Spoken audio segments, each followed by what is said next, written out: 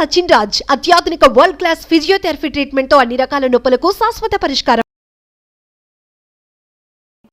సుందరరామరెడ్డి గారు, నెలకి ఒక 15-20 రూపాయలు శాలరీ వచ్చే ఒక ఎంప్లాయీ జెన్యున్గా వెల్త్ని క్రియేట్ చేయడం అనేది పాసిబిలిటీ అవుతుందా?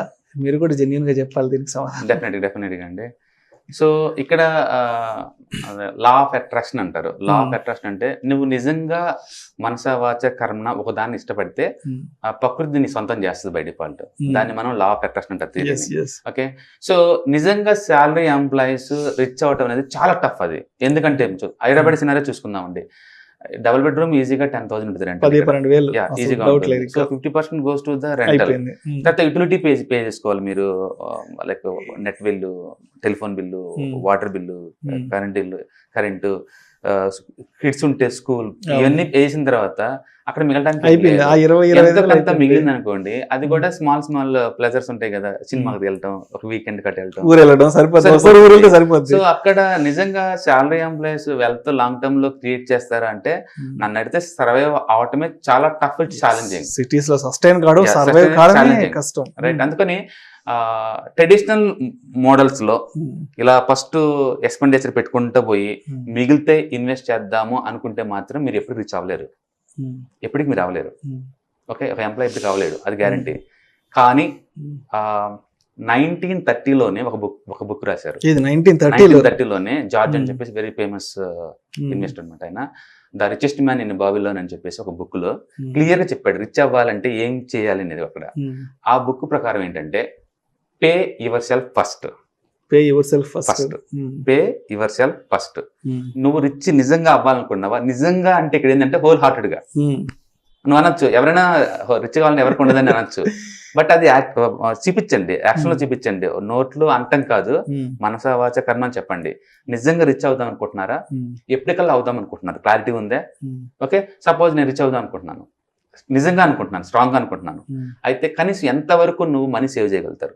అన్ని ఖర్చులు బాగా నువ్వు సేవ్ చేయలేవు. ముందు శాలరీ రాంగ్ ఫస్ట్ ఈ మంది పక్కన పెట్టాలి. దాన్ని పే యువర్ సెల్ఫ్ ఫస్ట్ అంటారు. సపోజ్ 1,000, 20,000 వస్తుంది, 1,000 లేదా 2,000 ఇలా పక్కన పెట్టారనుకోండి. ఫస్ట్ రాగానే మీరు దాంట్లో అంటే మ్యూచువల్ ఫండ్స్ కావచ్చు, లేదా దగ్గరలో ఉన్న చిట్స్ అండ్ ఫైనాన్స్ ఉంటాయి కదా, అది కావచ్చు, మీకు ఏది కంఫర్ట్గా ఉంటే అది. ఇయర్లీ యావరేజ్ మీద 15-20% వచ్చి ఎక్కడైనా సరే మీ ఇష్టం, అది మీకున్న నాలెడ్జ్ని పెట్టేసి, లేదా ఏదైనా ఎక్స్పర్ట్స్ అడిగినా వాళ్ళు అడ్వైజ్ చేయగలుగుతారు. ఇవాళ రేపట్లో మీరు నోరు తీసి అడగాలి, కానీ ఏదో ఒక ఎక్స్పర్ట్స్ 2-3 అడిగితే ఒకరిని హెల్ప్ చేస్తారు. మీరు మ్యూచువల్ ఫండ్స్ తీసుకోండి ఫర్ ఎగ్జాంపుల్, దాంట్లో పెట్టారనుకోండి, ఇప్పుడు small cap mutual funds, large cap, చాలా రకాలుగా ఉంటాయి. దాంట్లో ఏ మ్యూచువల్ ఫండ్స్ లో అయితే ఒక 15-25% మధ్య వస్తుందో, మీకు అది బాగా అర్థమవుతుందో, అలాంటి మ్యూచువల్ ఫండ్ లో ఎవ్రీ మంత్ ఫస్ట్ సాలరీ రాగానే 1,000 దీనికి ఎస్ఐపి, ఫస్ట్ 1,000 ఎస్ఐపి. మిగతా డబ్బులతోనే బ్యాలెన్స్ చేసుకుని లైఫ్ ని, మిగతా లైఫ్ కావాలంటే డబుల్ డ్యూటీ చేయండి. లేదు అంటే ఇద్దరు వైఫ్ అండ్ హస్బెండ్స్ అంటే ఇద్దరు జాబ్కి వెళ్ళండి. ఒకరి శాలరీని షిఫ్ట్ చేసుకుంటూ పోతున్నారు అనుకోండి, ఈ అమౌంట్ కాంపౌండ్ అవుతా పద్దు ఓవర్ పీరియడ్ ఆఫ్ టైమ్ లో. ఒక 20 years తర్వాత డెఫినెట్ గా ఈ మనీ వాళ్ళ కిడ్ కొటేషన్ చేస్తారు. అందుకని pay yourself first concept ప్రకారం మీరు ఫస్ట్ ఫ్యూచర్ కోసం దాచండి, మిగతా డబ్బును మాత్రమే ఎక్స్పెండిచర్ వాడండి. మీరు ఎలా ఎక్స్పెండ్ చేస్తారని మీ ప్లానింగ్, అది ఓవరాల్ ప్లానింగ్. ఆ పద్ధతి ప్రకారం అయితే మీరు ఖచ్చితంగా రిచ్నెస్ అవుతారు. అండ్ వరల్డ్ లో ప్రూవ్ చేశారు. మీరు కనుక రిలయన్స్ గ్రోత్ ఫండ్ కనుక చూస్తే 100 రూపీస్, అది 10 రూపీస్ ఉన్న ఎన్ఏవి 1,000 రూపీస్కి వెళ్ళిందండి. 2017లోనే. అంటే ₹1,00,000 ఇన్వెస్ట్ చేసిన ఇండియాలో ప్రతి ఒక్కరికి ఆ ఫండ్ లో ₹1,00,00,000 వచ్చినాయి. నేను స్టాక్ మార్కెట్ లో ఉన్నా కాబట్టి నేను ఎగ్జాంపుల్ స్టాక్ మార్కెట్ చూసుకున్నాను. మీరు ఎక్కడ దేంట్లో పెట్టచ్చు, మీరు మీ ఇష్టం, రియల్ ఎస్టేట్ కావచ్చు, సిట్స్ అండ్ ఫైనాన్స్ కావచ్చు, మీకు ఎక్కడ కంఫర్ట్ అనిపిస్తుంది అక్కడ పెట్టుకోండి. But me pay yourself first ప్రకారం ఏంటంటే ఫస్టే పెట్టాలి, శాలరీ వచ్చిన తర్వాతనే. మిగిలిన తర్వాత నేను పెడతా అనే కాన్సెప్ట్ వదిలేయండి, మీకు మిగిలే ఛాన్సే లేదు. మీకు 20,000 తగ్గట్టు ఖర్చులు ఉంటాయి, 30,000 తగ్గట్టే ఖర్చులు డిజైన్ అవుతాయి, 1,00,000 అయినా 1,00,000 తగ్గట్టే ఖర్చులు డిజైన్ అవుతాయి. అందుకని నాకు శాలరీ సరిపోదు అనే కాన్సెప్ట్ కాదు ఇక్కడ. నిజంగా హోల్ హార్టెడ్ గా నెక్స్ట్ జనరేషన్ ని మీరు రిచ్ చేద్దాం అనుకుంటున్నారా? 1 కోటి రూపాయలు 2 కోట్లు ఫండ్ క్రియేట్ చేద్దాం అనుకుంటున్నారా? ఈ రోజే బిగిన్ చేయండి. శాలరీ వచ్చిన మరుసటి రోజు అదే రోజు ఫస్ట్ ఇటు సిప్ బటన్ ట్రిగర్ చేయండి. Okay, long term point of ఈ మనీ కాంపౌండ్ అవుతా పోతుంటది. చెప్పాలంటే ఇప్పుడున్న టెక్నాలజీకి, ఇప్పుడున్న మీకున్న ఆపర్చునిటీస్ కి 1 కోటి రూపాయలు 2 కోట్లు అనేది నార్మల్ థింగ్ అండి. అది ఎక్స్ట్రాడినరీ మనీ అనుకోమాకండి. ప్లాన్ చేయండి.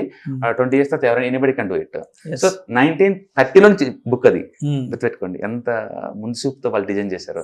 అందుకని ఏంటంటే rich dad poor dad books sequence చదివితే మీకు ఐడియా, ఇలాంటి బుక్స్ చదివితే మీకు ఫైనాన్షియల్ ఐడియా వస్తుంది.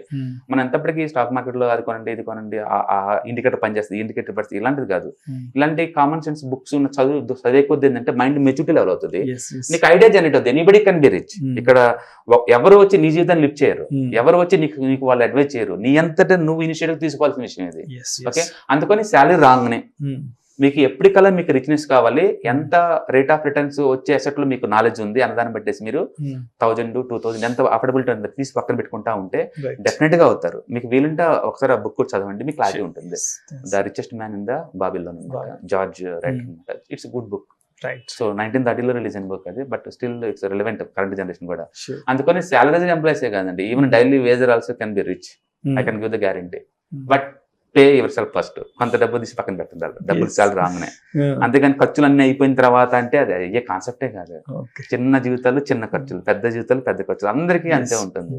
అందుకని హానెస్ట్ గా నిజంగా ఎవరికైనా రిచ్ అవుదామని అంటే గనక, ఆ ఫైనాన్షియల్ ప్లాన్ కనుక ఉంటే గనక, మీకు పేమెంట్ వచ్చిన రోజే, శాలరీ వచ్చిన రోజే వెంటనే ఇన్వెస్ట్మెంట్స్ ఫైనాన్స్ కావచ్చు, లేదా మీకు ఏదైతే మేనేజ్ చేయగలుగుతారో, లేదా వేరే వాళ్ళు ఎవరైనా అడ్వైజ్ తీసుకున్నా సరే మీరు అవ్వచ్చు. నెక్స్ట్ జనరేషన్ ని రిచ్ చేసే టాలెంట్, అంత మైండ్ మీకు ఉంది ఆల్రెడీ. ఎఫర్ట్నెస్ మీ దగ్గర ఉంది, మీకు ఆపర్చునిటీ ఉంది. తక్కువ శాలరీ అనేది ఒక ఎక్స్క్యూజ్ మాత్రమే నాకు తెలిసి. ఓకే, డబుల్ బెడ్రూమ్ బదులు సింగిల్ బెడ్రూమ్ లో ఉండండి, సింగిల్ బెడ్రూమ్ బదులు సింగిల్ రూమ్ లో ఉండండి, సింగిల్ రూమ్ బదులు అవుట్స్కట్స్ లో ఉండండి. నీ దగ్గర నిజంగా నువ్వు రిచ్ అవ్వాలి అని అనుకుంటే, ఎర్నింగ్స్ ఉన్నాయి అంటే దెర్ ఇస్ స్కోప్, మీరు రిచ్ అయ్యే స్కోప్ ఉందన్నమాట. అందుకని ఖర్చులు తగ్గించుకోండి. చెప్పడం చాలా easy, I can understand, but మీకు ఆ కమిట్మెంట్ ఉంది కదా, do it now. Okay, you can start right. Okay, so scope ఉంది సార్. అండ్ చాలా మందికి ఈజీ అయ్యే క్వశ్చన్ అండి ఆన్సర్ కూడా ఇది. సుమన్ టీవీ మనీ వాళ్ళకి నేను ఇచ్చే బెస్ట్ సజెషన్ ఏంటంటే, పే యువర్ సెల్ఫ్ ఫస్ట్. మీకు ఏదన్నా మనీ వచ్చింది అంటే కొంత తీసి మనీ పక్కన పెట్టండి, దీన్ని ప్యాసివ్ ఇన్కమ్ కోసం వాడండి. డెఫినెట్ గా ఈ టీవీ ఛానల్ మీ వెనుకుంది, మీ ఫైనాన్షియల్ పార్ట్నర్ గా ఉంటారు. మీకు ఏదన్నా ఈ ఏరియాలో మీకు అడ్వైస్ కావాలన్నా సరే, you can shoot out the feedback. మేము చేస్తే దాని మీద ప్రోగ్రామ్ చేస్తాం, మీకు హెల్ప్ చేయడానికి మేము రెడీగా ఉన్నామండి. ఇందులో కమర్షియల్ ఇంట్రెస్ట్ అంటూ ఏం లేదు. మిమ్మల్ని మంచి హోదాలో సొసైటీలో చూడాలనేది మా తరపు నుంచి, మా టీవీ ఛానల్ నుంచి మా కోరిక. Thank you so much Sundara Rao Reddy గారు. స్టాక్ మార్కెట్స్కి సంబంధించిన అనేక రకాల కొత్త విషయాల గురించి తెలియజేస్తారు. అదేవిధంగా వెల్త్ క్రియేషన్కి సంబంధించి కూడా చాలా మంచి టాపిక్స్ మాకు అందించారు. Thank you sir, thank you so much. ప్రేక్షకులకి ఏమైనా సందేహాలు ఉంటే స్టాక్ మార్కెట్స్కి సంబంధించి, ఇన్వెస్ట్మెంట్స్కి సంబంధించి, అండ్ మీ క్వశ్చన్స్ని